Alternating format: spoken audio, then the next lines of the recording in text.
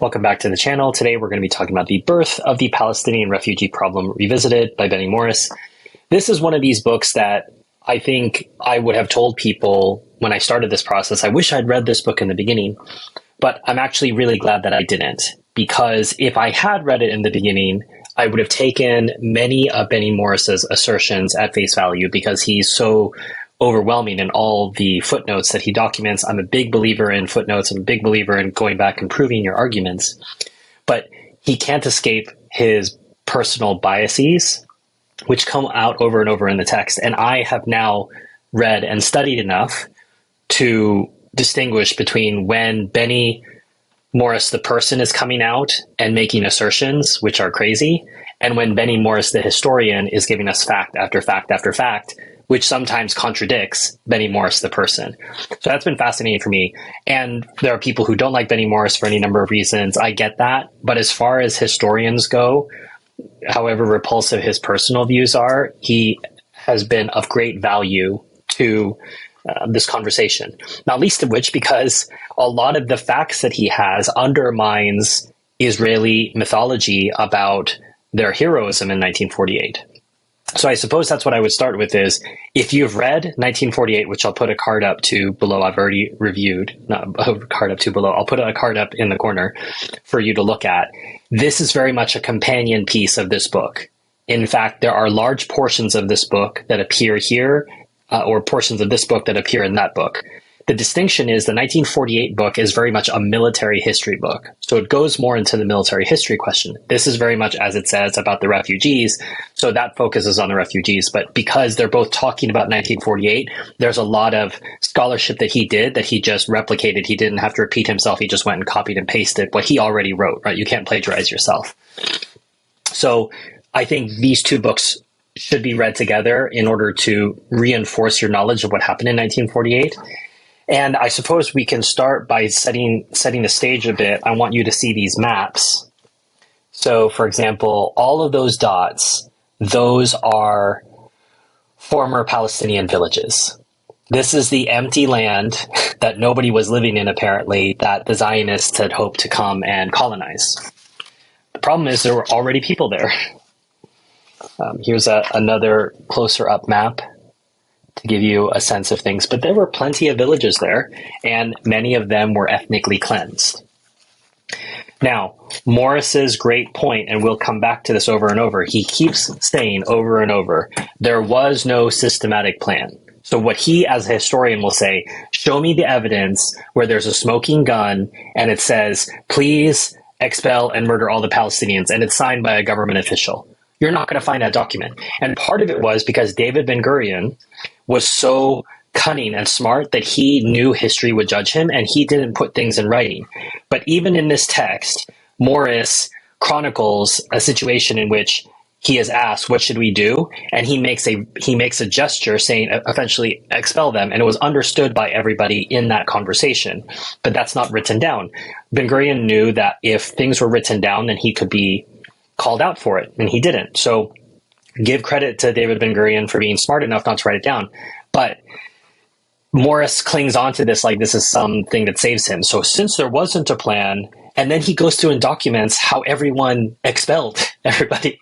So the idea that if you say,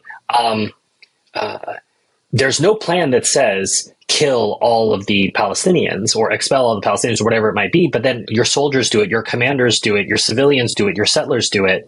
It's clear that it's been so deeply embedded in the culture that you didn't need to give an instruction. It's the same thing with Americans in July 4th. They have fireworks. There's no law that says that you must put fireworks out on July 4th. But yet miraculously, Americans set off fireworks on July 4th. Well, why is that? Because you don't need instructions to do something you've been programmed to do. And the Yishuv, the Israeli community prior to the establishment of the state of Israel, was programmed to get rid of the Palestinians. And they did this in ways that were legal. Prior to this time, when they would buy land, they would expel the Palestinians who had been working as laborers on that land for Arab landlords for many centuries. And they said, we want Hebrew labor. It's their land. They have the right to do that if they want to. But what it instilled was, we're taking this land for ourselves and we're kicking everybody else out. So if you're willing to do it in a soft way like this before war, then you can say, well, during war, anything's on the table. We can do whatever we want. We'll get to that later. But let me read about what Plan D is. So Plan Dalet is, D is the fourth letter of the Hebrew alphabet. So Plan D is the fourth plan. And each successive plan was, what should we do in the case the British leave? What is the military blueprint? And the idea was, we have to secure our towns and then, let's say, set border guards up in place. So it was a military plan. Plan D was not a political blueprint for the expulsion of Palestine's Arabs. It was governed by military considerations and geared to achieving military ends. But given the nature of the war and the admixture of populations, securing the interior of the Jewish state and its borders in practice meant the depopulation and destruction of the villages that hosted the hostile militias and irregulars. So notice he'll say it wasn't a blueprint for that, except this is exactly what ended up happening with it. So I don't know why he really loves holding on to a technicality and saying, well, because of this technicality, ...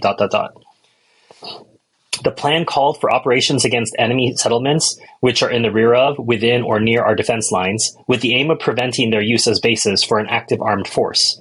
Given Palestine's size and the nature of the war, almost every village in or near the territory of the prospective Jewish state sat astride a main road or a border area, or was located on or near one of the Arab army's potential axes of advance.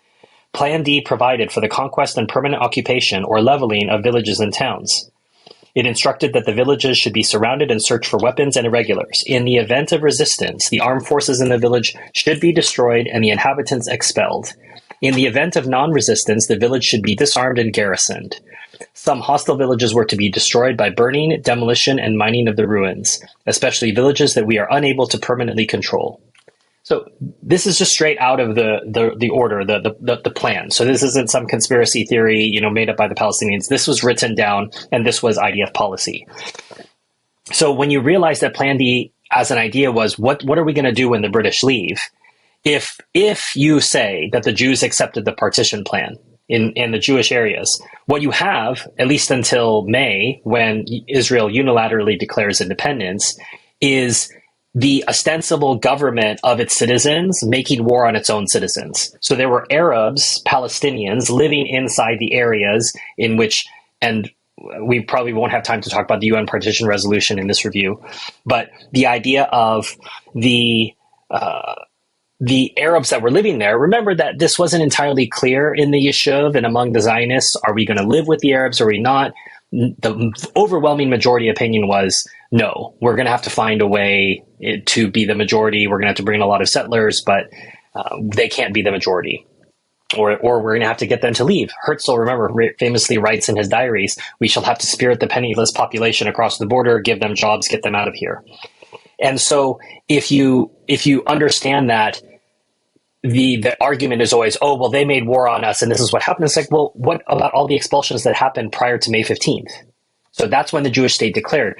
The Haganah was already expelling people prior to May 15th. So there was no war. You can't say that you were invaded. There was no invasions going on. There was talk, there was declarations, but there was no attempt by the Israeli state ever to live in peace with its neighbors, ever. And they could have done that prior to May 15th. They didn't. They chose war. They chose violence because they had planned for violence, as Plan D already talks about. The Palestinians had no such plans, in part because they didn't really have a state of their own or any equivalent organs. But there is nowhere that you can find any documentation that shows that that's what the Palestinians had planned, that they were going to go level Jewish villages.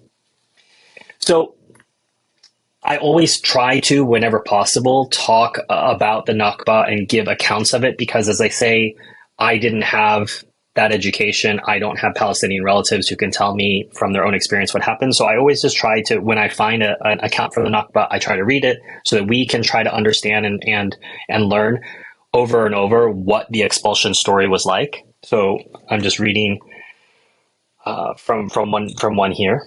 They abandon the villages of their birth. This is being told by a Zionist. They abandon the villages of their birth and that of their ancestors and go into exile. Women, children, babies, donkeys, everything moves, in silence and grief, northwards, without looking to right or left. Wife does not find her husband, and child does not find his father. No one knows the goal of his trek. Many possessions are scattered by the paths.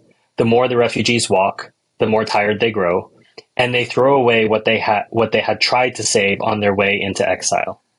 Suddenly, every object seems to them petty, superfluous, unimportant, as against the chasing fear and the urge to save life and limb.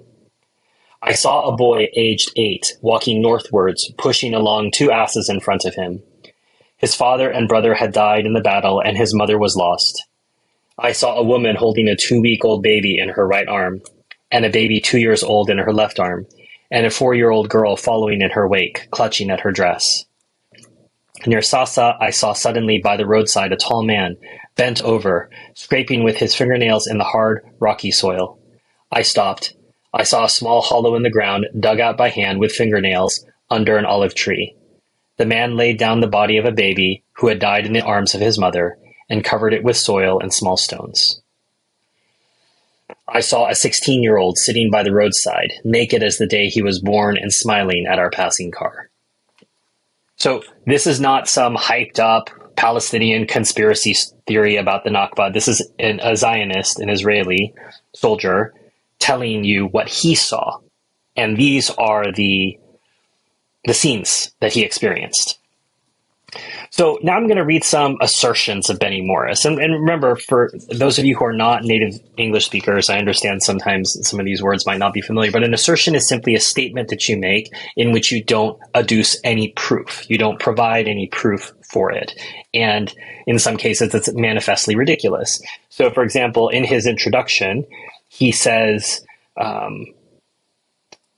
war that Palestinians started. So there's a couple things wrong with this statement. First of all, there was no Palestinian state. The Zionists and the British colluded during the time of the British Mandate. And if you're interested in learning more about that, I'll give you a card to Tom Segev's book on One Palestine Complete, in which you get a history of that. And you have evidence of the fact that they wanted to make sure that the Palestinians didn't have a viable state.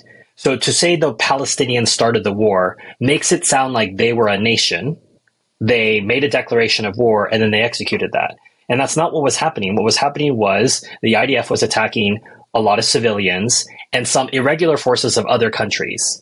And so the idea was, because these other countries who did have states, who did have governments, who did have armies, they invaded, the Palestinians were the ones who had to pay the price. That doesn't make any sense. But right away, a war that the Palestinians started, the Palestinians did not start this war. The war was started early on, not just by the Zionist settlement and collusion with the British during the Mandate, not only with their lobbying of the UN to create an unjust proposal in which a minority of the population received a majority of the land in the Mandate. The Palestinians were not going to accept such an unjust settlement, and they would be right to not. But even then, the Palestinians did not have a government with which they could say, yes, we accept it or not. And then the Jews just proceeded on to make war and take as much as possible. And then they continue to do that to this day. So I reject the assertion that the Palestinians started the war. And we could have a spirited conversation in the comments if you'd like to make your case. I'd be happy to hear it.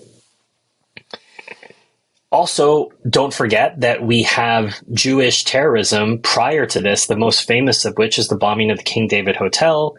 While the war is happening, we have the murder of the UN mediator, Count Volk Bernadotte. So we have plenty of Jewish terrorism to go around. The main precipitant to flight during the first months was, without doubt, the Haganah raid on the night of 5 to 6 January, in which the Semi-Ramis Hotel was blown up. The Haganah believed that several irregulars commanders lived there, and possibly mistakenly that the hotel served as the neighborhood militia HQ. Some 24 Arabs, who may have included several Iraqi irregulars, died in the explosion, as did the Spanish vice-consul, Manuel Allende Salazar. The Mandate government denied that the hotel had served as an Arab militia HQ and condemned the attack as dastardly and wholesale murder. Cunningham called in Ben-Gurion for a dressing down. He called it an offense to civilization, and the Haganah perpetrators murderers. Ben-Gurion, clearly upset, said that the operation had been carried out without central direction. The JA officially expressed regret at the loss of innocent lives, but, as always, criticized the government's public announcement, saying that it had failed to condemn several similar Arab outrages. It's always and you'll see this in the comment section, the whataboutism. You list out a crime, and then they say, well, what about this? So we can talk about that, but I want you to address this first. Did this happen, etc.? So did this cowardly attack happen? Yes. Well, let's talk about that, and then we can talk about the other crimes.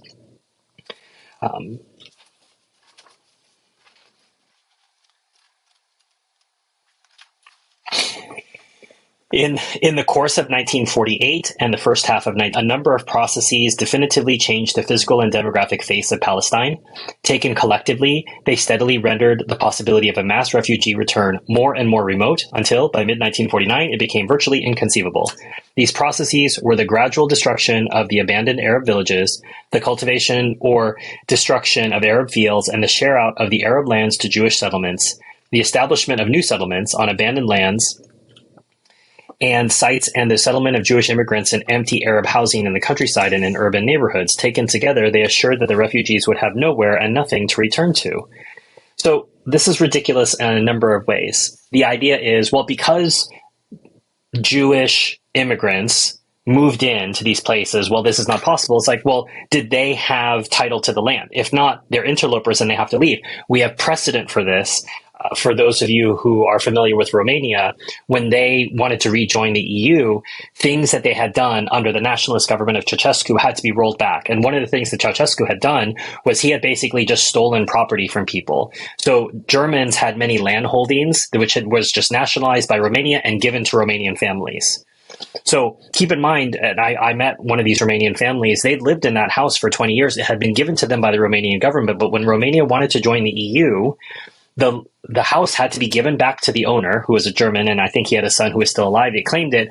They were given the right to rent there, but then they had to turn around and pay rent to the owner of the house, the true owner of the house. The fact that Ceausescu had stolen it and given it to them didn't make them the owner.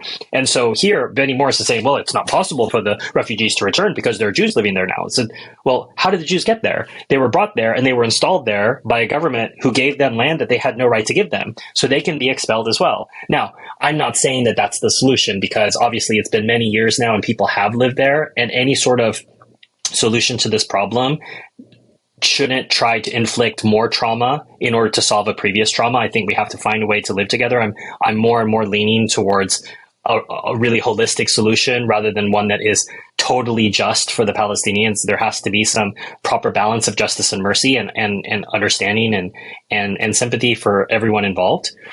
That he's saying this can't happen. But we also even have Israelis. So forget about the Romanians. The Israelis have even done this when they pulled their settlers out of Gaza. So they had settlers there. They had built settlements, and they pulled them out and destroyed the settlements. So we even have precedent that the Israelis have done this in situations when they have decided, for whatever reasons, they have abandoned their settlements, they've pulled out their settlers, and they've destroyed the settlements. So that would happen on a much larger scale if the right of refugee return was admitted. So the idea that it's not possible, taken together, they assured that the refugees would have nowhere and nothing to return to. They would. All you have to do is move the Jews that moved in there somewhere else. But there's plenty of room in Palestine. The idea, you saw the dots of the villages that I showed you in the map. There's still more room there, and things have been developed.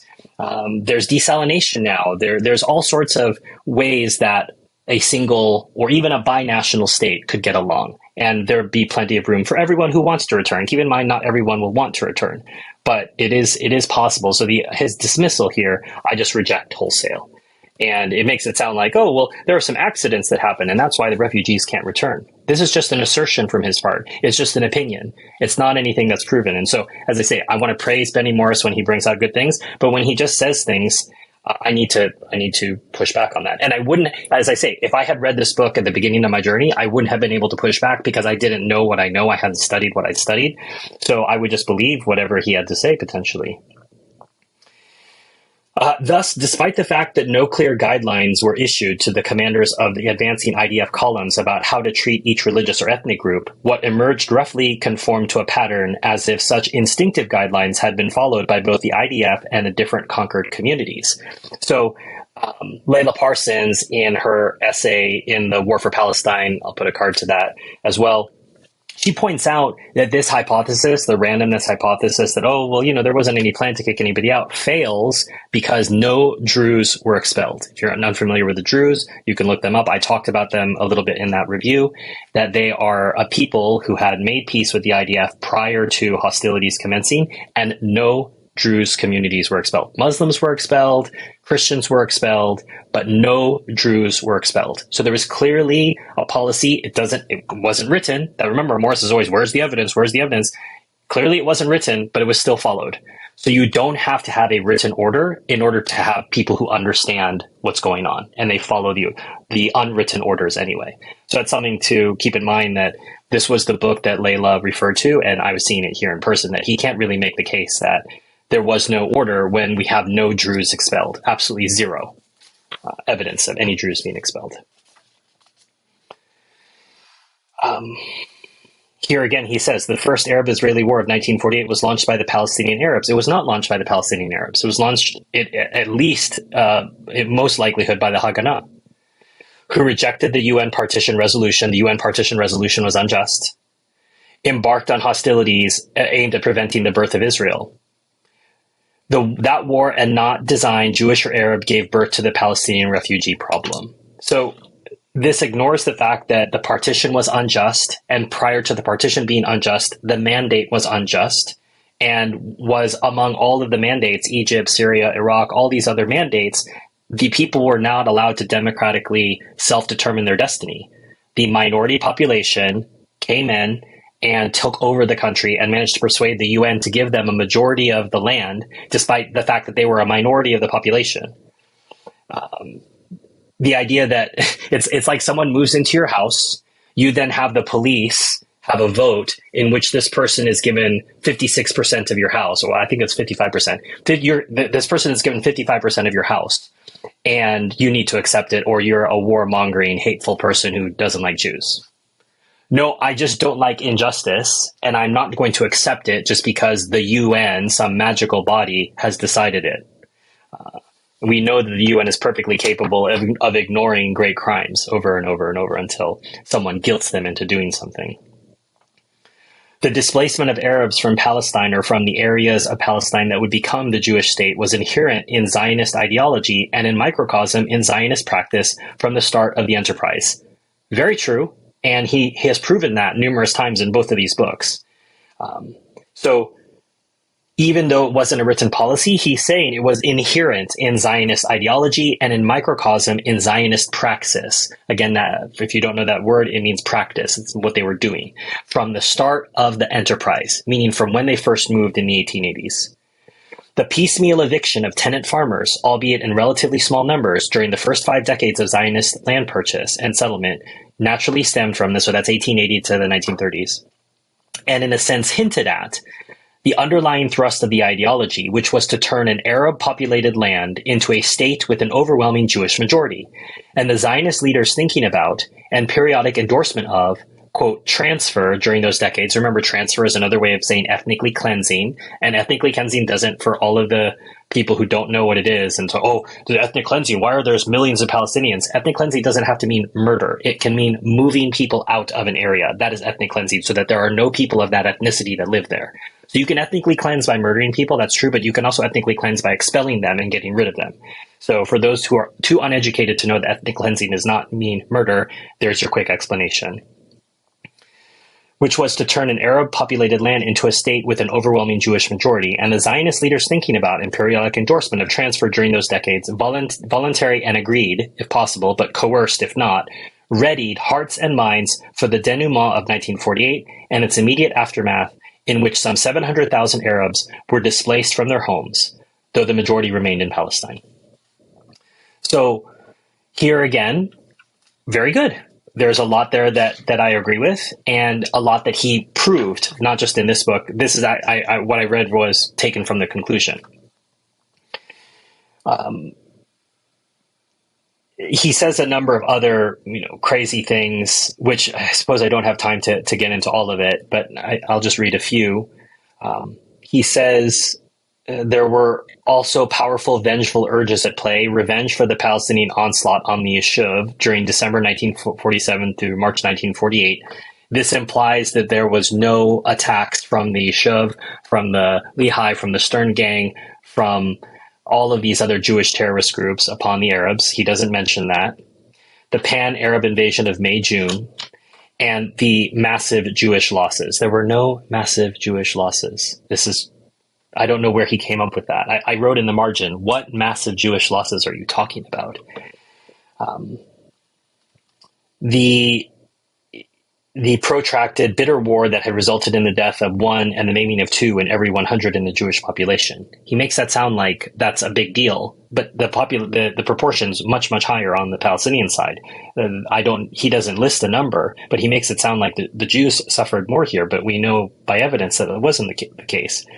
Driving out the Arabs, it emerged, was easy. Generally, they fled at the first whiff of grape shot. This is an enormous insult to the Palestinians, and it doesn't give the greater context of the fact that they had to flee before. So he blames the elites a lot for fleeing, but he doesn't contextualize. He mentions it, strangely enough, but then he doesn't draw the conclusion. During the Arab Revolt in 1936 to 1939, the country was at unrest during the time of the British Mandate. So a lot of the elite families fled to Egypt or Lebanon or to other places with their relatives to sort of wait out the unrest. The British crushed the Arab Revolt at the end of 1939, and a lot of those elites moved back. The idea wasn't, I'm going to abandon my country. It was, I have means to escape during a violent time. I don't want to get caught up in the violence, so I'm going to leave. And he says they fled at the first whiff of grape shot. Well, given that some of these people were still alive and that they had successfully protected their family from 1936 to 1939 by fleeing, that they weren't armed, they didn't know what the support was, there was no Palestinian state, they took measures to protect their family.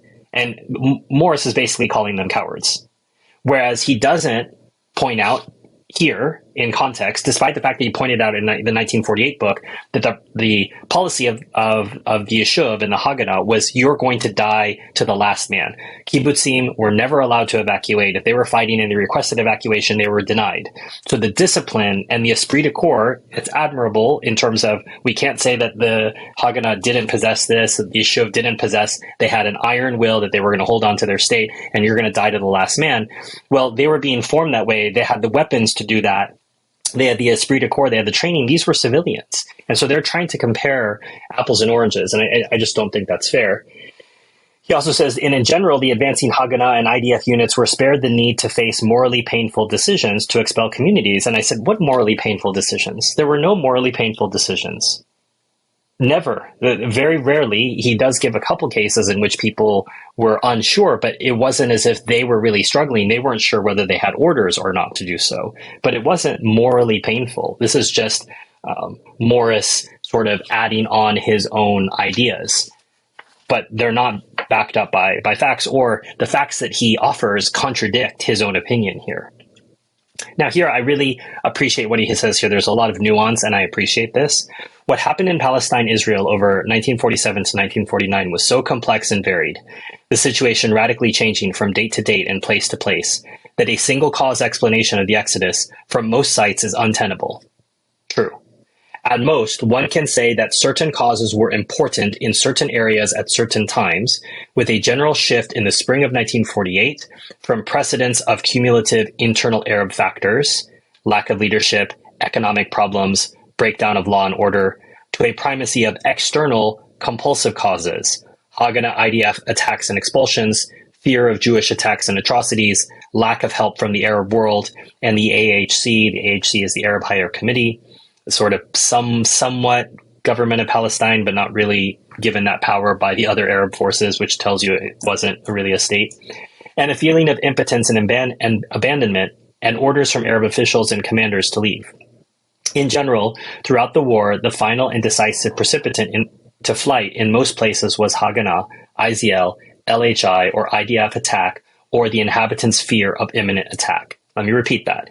In general, throughout the war, the final and decisive precipitant to flight, what made people leave, in most places, was Haganah, IZL, LHI, or IDF attack. All of those are Jewish paramilitaries.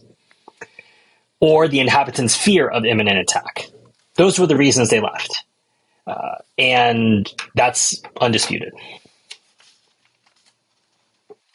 And then, as part of the final conclusion, By summer 1949, public and party political opinion in Israel, in part due to conditioning by the government, had so hardened against a return that even this minimal offer was greeted, and this minimal offer was to accept a certain number of refugees back, by a storm of public protest and howls within Mapai.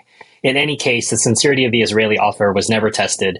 The Arabs rejected it out of hand. The United States, too, regarded it as insufficient, as too little too late.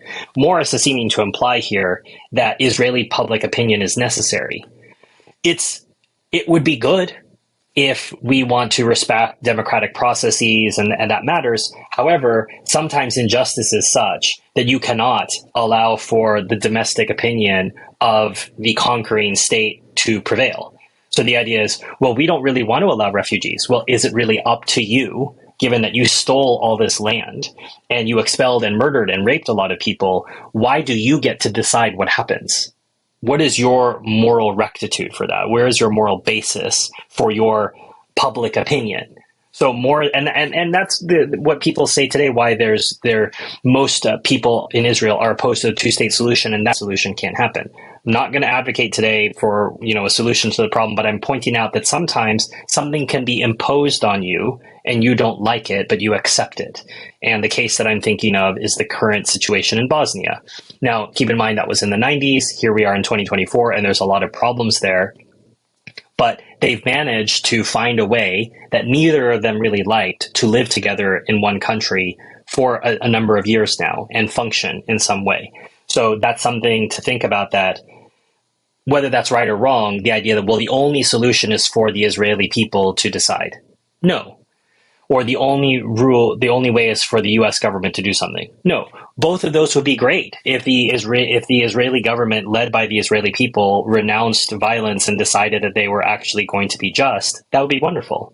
But it's not fair to say we're going to wait for that to happen in order to do something. I don't think that's realistic. Or that the U.S. government will stop basically fighting this war on behalf of the Israelis by arming them. If the U.S. government stops supplying arms to Israel, Israel would have to make peace. That's just the reality of things. So we can't just say we're going to wait for that. So conversation about a solutions for another day, okay? So let me read you some of Morris's evidence that he produces for how people were thinking about transfer, ethnic cleansing, moving populations prior to 1948. My feeling is that the transfer thinking and near consensus that emerged in the 1930s and early 1940s was not tantamount to pre-planning and did not issue in the production of a policy or master plan of expulsion. The Yishuv and its military forces did not enter the 1948 war. Again, he can't help himself, which was initiated by the Arab side, as if the Jews didn't initiate any violence, with a policy or plan for expulsion. But transfer was inevitable and inbuilt into Zionism because it sought to transform a land which was Arab into a Jewish state, and a Jewish state could not have arisen without a major displacement of Arab population. And because this aim automatically produced resistance among the Arabs, big surprise, which in turn persuaded the Yishuv's leaders that a hostile Arab majority or large minority could not remain in place if a Jewish state was to arise or safely endure. Keep that in mind, even in the UN partition plan, which gives the Jews 55% of the land of Palestine, they had pretty much a 50-50 population distribution with the Palestinians. So the Jewish state would have been 50% Palestinian, and given that then and now the Palestinians like having children much more than Israelis like having children, they would have taken over the state in short order. And that's why the Zionists knew they had to drive all the Palestinians out. Or they couldn't have a pretense to having a quote-unquote democratic government, which, as we know, Israel's the only democracy in the Middle East. What a joke. By 1948, transfer was in the air. The transfer thinking that preceded the war contributed to the denouement by conditioning the Jewish population, political parties, military organizations, and military and civilian leaderships for what transpired. I want to make that clear. He says there wasn't a plan. However, the Jewish population, political parties, military organizations, and military and civilian leaderships were conditioned for what transpired because of what had been said and thought ahead of time. Thinking about the possibilities of transfer in the 1930s and 1940s had prepared and conditioned hearts and minds for its implementation in the course of 1948, so that as it occurred, few voiced protest or doubt. It was accepted as inevitable and natural by the bulk of the Jewish population. All true.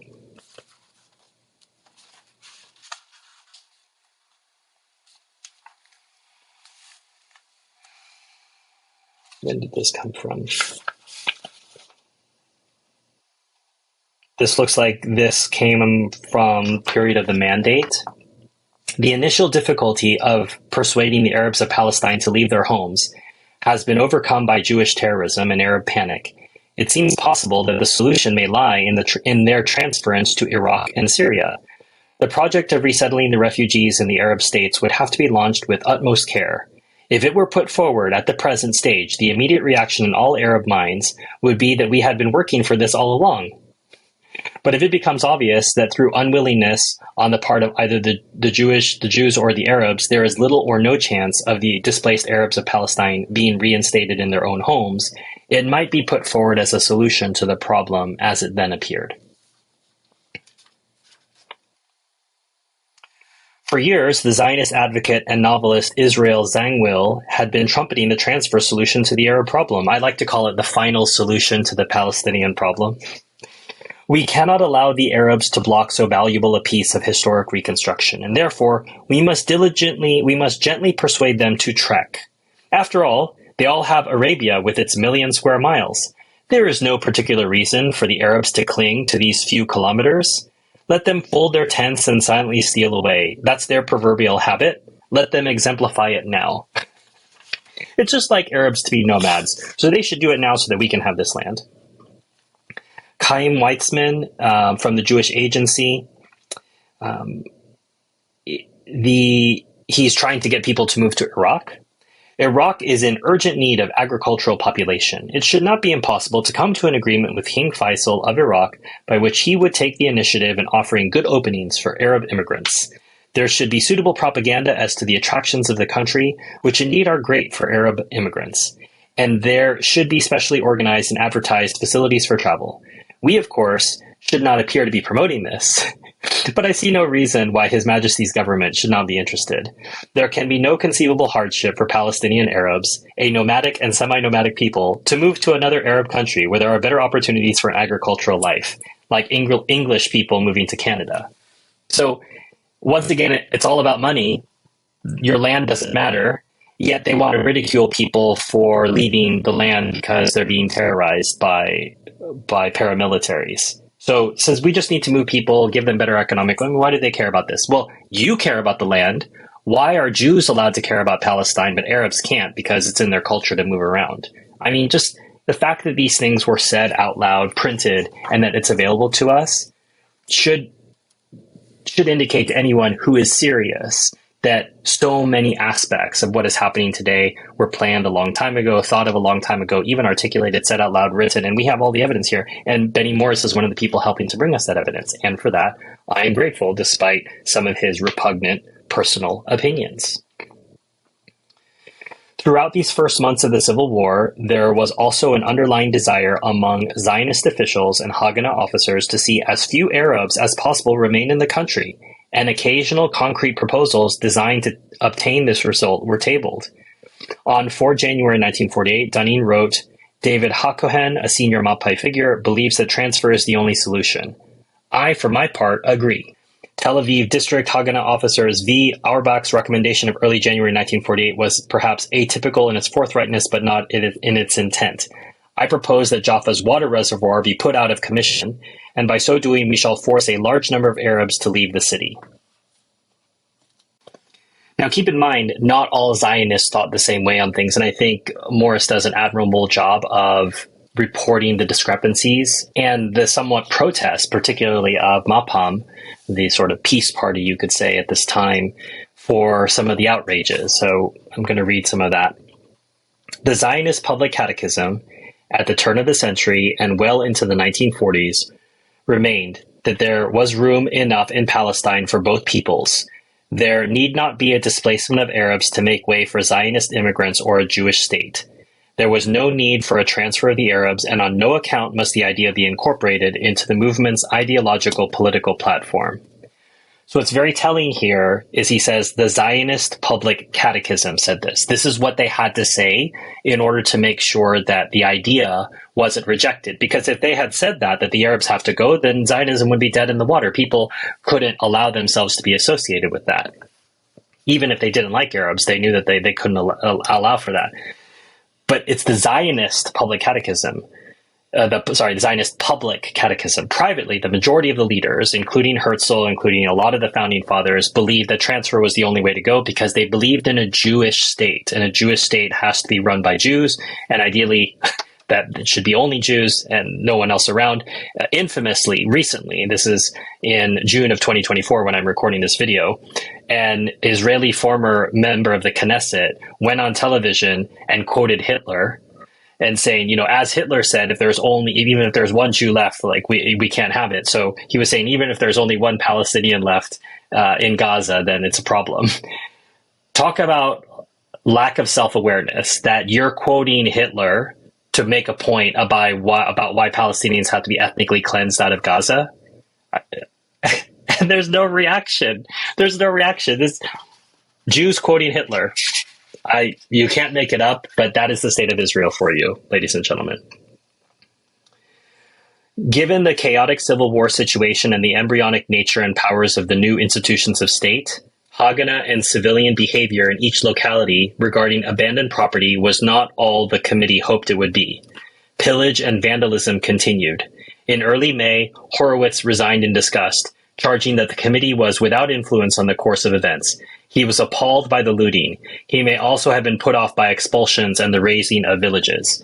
So Morris documents over and over an officer here, a member of the government there, who were appalled at what happened, and they would lecture their soldiers, why are you stealing? Why are you doing this? But what happened was they were a minority. The majority were okay with the expulsions. They were okay with the looting. They were okay with the rapes. They were okay with the theft. They were okay with the murder because the ends justify the means. That is one way that you can explain the state of Israel. Is the motto of the state of Israel is the ends justify the means. And the subtitle would be Palestinian lives don't matter. Or Palestinians aren't people. That's probably more appropriate. Palestinians aren't human. This is Golda Meir. It is a dreadful. She's talking about Haifa after a lot of Haifa was effectively abandoned, evacuated. However, that's a different conversation for a different time. But the Arabs were gone. It is a dreadful thing to see the dead city. Next to the port, I found children, women, the old, waiting for a way to leave. I entered the houses. There were houses where the coffee and pita bread were left on the table, and I could not avoid thinking that this, indeed, had been the picture in many Jewish towns in Europe during World War II. Should the Jews make an effort to bring the Arabs back to Haifa or not? So long as it is not decided differently, we have decided on a number of rules, and these include, we won't go to Acre or Nazareth to bring back the Arabs, but at the same time, our behavior should be such that if because of it they come back, then let them come back. We shouldn't behave badly with the Arabs who remained, so that others who fled won't return. So here she's articulating an idea of allowing refugees to return. So it wasn't a decided policy here. She said on the 6th of May, it wouldn't be until later in the summer that the cabinet would decide that they're not going to allow the refugees to return. So you can see that there were still people who were saying, look, I'm not going to encourage them to return, but if they return, that's fine. She says, I am not among those extremists, and there are such, and I applaud them, who want to do everything that can be done in order to bring back the Arabs. She calls them extremists, and she applauds them. I say I am not willing to make extraordinary arrangements to bring back Arabs. So she said, I'm not going to, if they want to come back, that's great, but I'm not going to go get them and tell them to come back. On the 29th of May, the official state radio station, Kol Yisrael, the Voice of Israel, had proclaimed that Israel would allow a refugee return. You probably have never heard that before, have you? But here it is. Benny Morris is documenting it. It was said on the radio, and he has evidence for it. You can look at it in the footnotes. So we can't say that Israel was always against refugee return.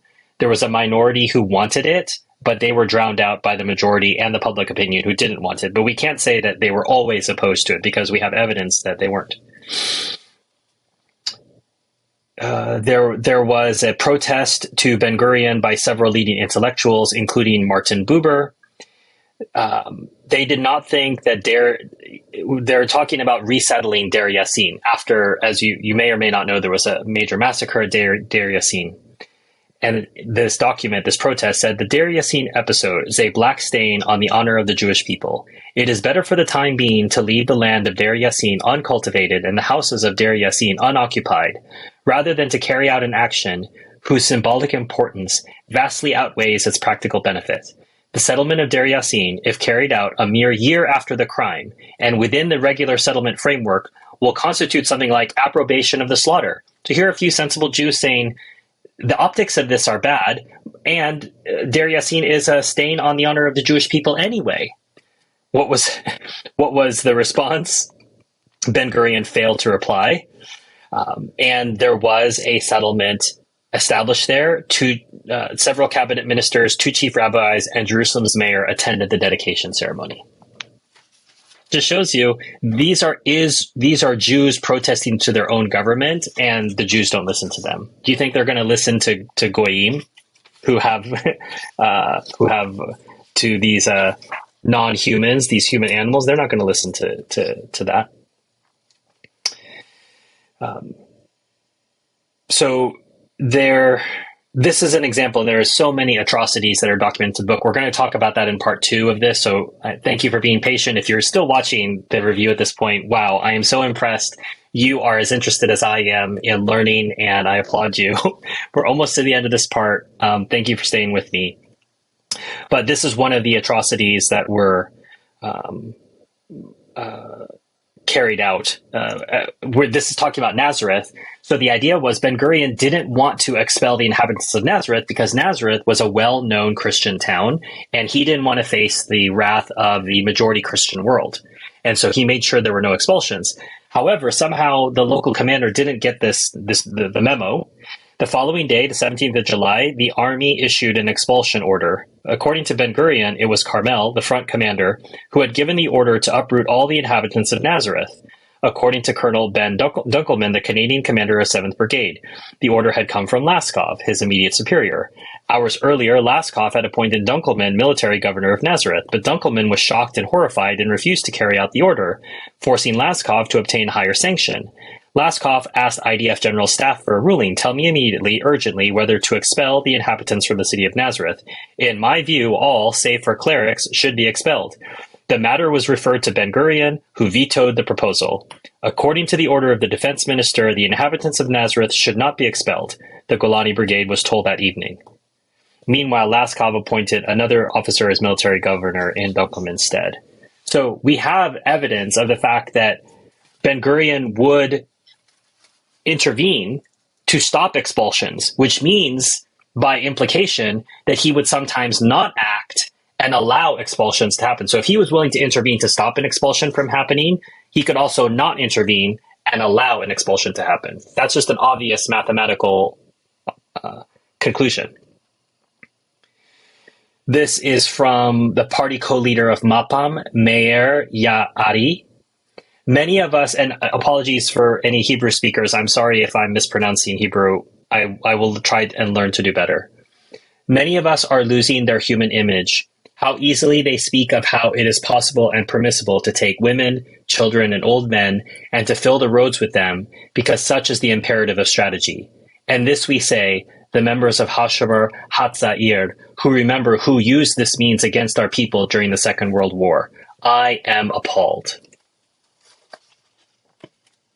So there were members of the government who were willing to say things.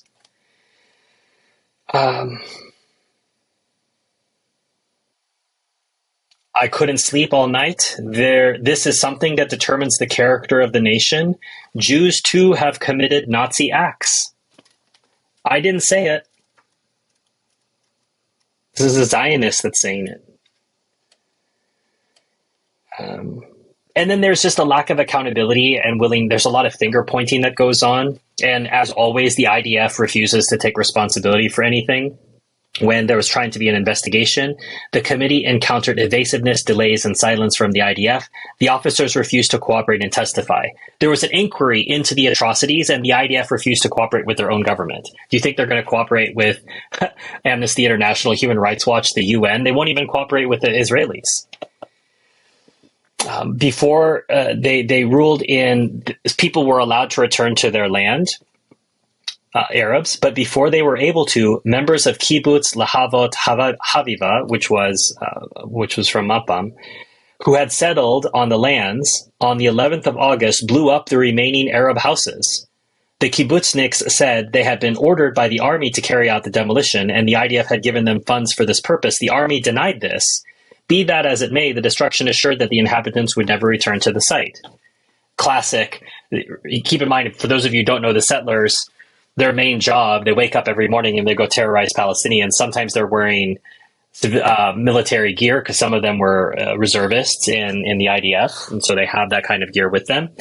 And sometimes they're accompanied by IDF soldiers, so blurring the lines between combatant and non-combatant. But the kibbutzniks, they were the settlers of their time, and this is what they do. They go and they terrorize, they also perform military functions, even though they're ostensibly civilians.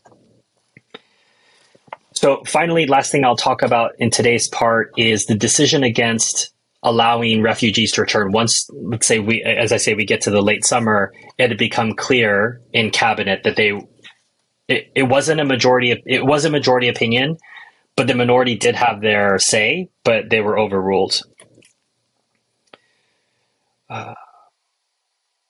America's representative McDonald met Ben-Gurion for the first time on the 20th of August and warned that the United States was contemplating measures on the refugee question that would prove unpalatable to Israel, and that Washington might even be prepared to impose sanctions to enforce its will. Can you imagine there was such a time? Ben-Gurion replied that Israel would not compromise on its security and independence. Classic, these words, security and independence, allows Israel to do whatever they want.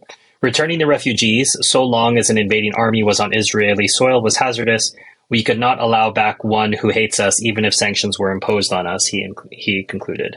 So remember that all the rhetoric prior to the war was, oh, we can live together. We're going to give everybody rights. If you read The Jewish State by Theodore Herzl, he says that anyone who wants to come live with us in our Jewish state, they will have equal rights.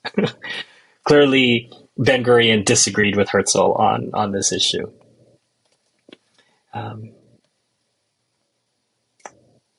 During the war and the Arab exodus, the basis of their economic life crumbled away. Movable property has disappeared. Livestock has been slaughtered or sold. Thousands of town and village dwellings have been destroyed in the course of the fighting or in order to deny their use to enemy forces.